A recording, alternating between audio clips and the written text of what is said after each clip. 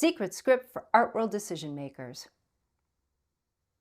Have you ever sent an email to a gallery and heard crickets? I'm about to share the exact same script that I use to sell millions of dollars worth of art to galleries, museums, interior designers, as well as corporate and private collectors worldwide. And yes, it works even if you've never sold a single piece. Look, I get emails from artists all the time that say, "Hey, Krista, here's my work. Will you sell it for me?" Or worse, just a link to their website with zero context. And do you know what I do? Delete. In this video, I'll show you why most artists get ignored and give you my proven formula for building real relationships with art world decision makers. This isn't about being pushy, it's about being real professional. And this ain't just theory. This is the exact same approach that got me promoted from a part-time sales assistant at a nationally renowned art studio to director of the whole company within 1 year. Before I start, can I ask you to subscribe? I really love sharing my secrets with you. Now let me begin by telling you something that might come as a shock, maybe even a relief. If you're having trouble getting doors to open, your art probably isn't the problem. Your approach is. When I was the director of the art studio and an award-winning gallery, artists would constantly send me emails that said, "Hey Krista, here's my work. Will you represent me?" I didn't even know them. And here's the thing, I sold works on paper, photographs, drawings, prints, maybe a few paintings. Yet there were days that sculptors would literally drag massive metal pieces through my door demanding that I give them a show. It's like walking into a bakery and asking them to fix your car. These artists didn't even bother to research what I did, and I felt kind of offended.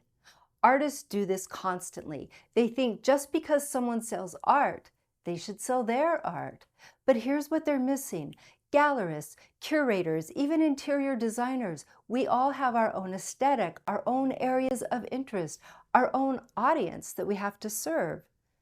The biggest mistake that artists make is approaching everyone instead of approaching the right ones. You're not just trying to sell something, you're trying to build relationships. And relationships start with understanding who you're talking to.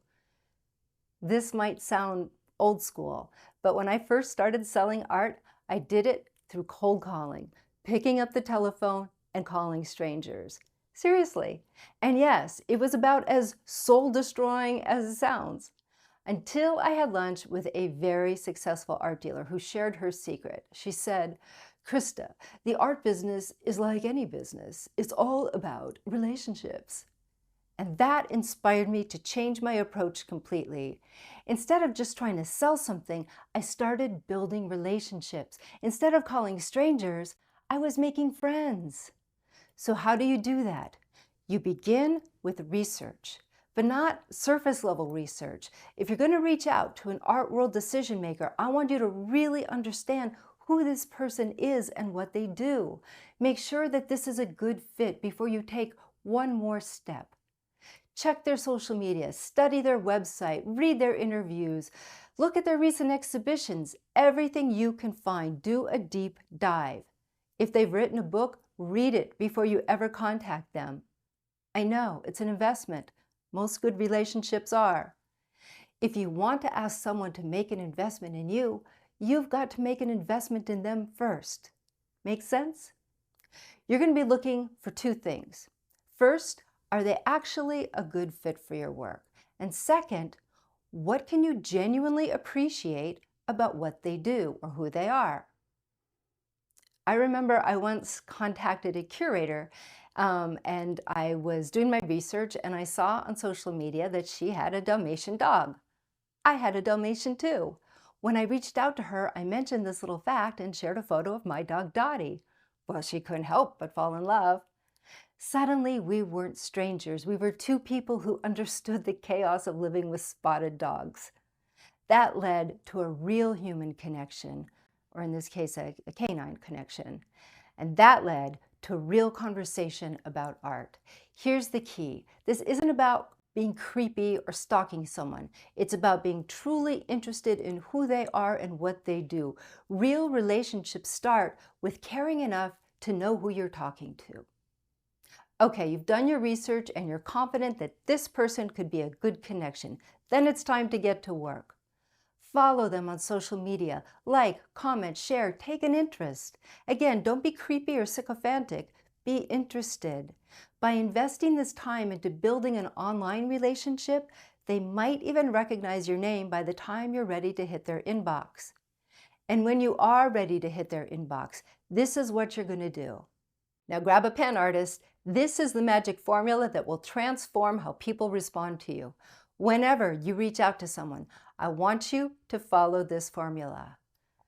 Ready? Paragraph 1, the genuine compliment. Start with something real and specific. Not, I love your gallery. Anyone can say that. Try something like, I was completely captivated by the Sarah Chen exhibition you curated last month. The way you paired her mixed media pieces with those historical photographs created such a powerful dialogue between memory and place. Do you see what I did there? Of course this gallerist is going to keep reading. But whatever you say, make it true. Make it specific. Show them that you actually know who they are and appreciate what they do. Then move on. You want these paragraphs to be short, sweet, and straight to the point. Paragraph 2, the connection. This is where you show them why they should keep reading. This paragraph answers the question, what do you have in common? Do you know someone they know? Have you shown with an artist they represent? Did you meet briefly at an opening? Do you both have dogs with spots? Anything real, even small connections work. The point isn't to be impressive. It's to move from complete stranger to someone worth having a conversation with. Then you move quickly on to paragraph 3, the ask. Here's where some artists blow it. They might do those first 2 paragraphs beautifully, then just stop. They get scared. Don't make people guess what you want. Tell them by asking for it. You might ask, could you please tell me your submission policy? And if it would be appropriate, I'd love to have the opportunity to show you my portfolio in person. Give them options. Make it easy for them to say yes to something small. And this isn't the time to ask for a retrospective of your work or a solo exhibition. You want a date before you get married. You're going to scare them off if you get greedy. So, you have just written 3 short paragraphs. A compliment, a connection, and an ask. Now here's a bonus, and this one line is what separates the artists who get in the door from the ones who don't. I call it the follow-up. At the end of your 3 short paragraphs, add a PS that says, I know you're busy, so if I don't hear from you in 2 weeks, I'll follow up. Then actually do it. I know, it's scary because you risk being ignored. But I used to follow up over and over again until someone asked me to stop. And honestly, people rarely asked me to stop. More often, they thanked me for my persistence because they wanted to connect, they wanted to look at the work, but they didn't know how to make the space for it. Give them that space by following up respectfully. Don't give ultimatums. That's the worst thing you can do. But check in. Ask if you can follow up again. Most decision makers will appreciate they're professional enough to stay on their radar without being pushy. Give them plenty of time too. I think 2 or 3 weeks is good. You don't want to rush anyone if they're busy, but you don't want them to forget you either. And here's something else to remember, a secret that I really love to use when it's appropriate. Everyone does emails these days, right? And that's exactly why emails are at the bottom of my hierarchy for reaching out. It's just too easy to hit that delete button. The strongest approach is in person. If you get the opportunity, you want to follow this same script face to face, but make it fast. Give a compliment, mention the connection, make your ask, and you're done. Don't monopolize their time. But also, don't barge into their gallery or office without an appointment either. The face-to-face is only if opportunity presents itself. I want you to be ready. My second choice are letters. I mean, when's the last time you got something meaningful in the mail? It's unexpected. Include just a few strong images with a brief note using this formula, maybe a catalog. Cold calling still works, though fewer people are comfortable with phones these days. But if you can master this script on the phone and you can get them to answer, you will stand out.